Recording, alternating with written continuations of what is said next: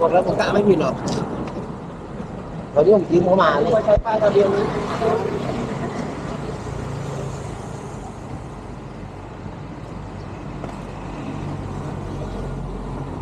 ตัวนี้นึงทำงานอะไรอยู่ครับทำอยู่ที่เนี่ย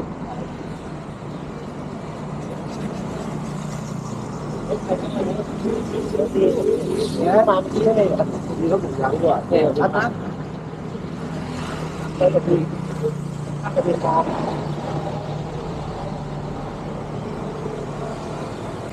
ที่ต้องตลอดงานไปโรงพักมาคุยกันเพราะผมดูแล้วรถมันไม่ใช่รถใหม่แล้วมีป้ายแต่ติดป้ายขาวติดป้ายแดง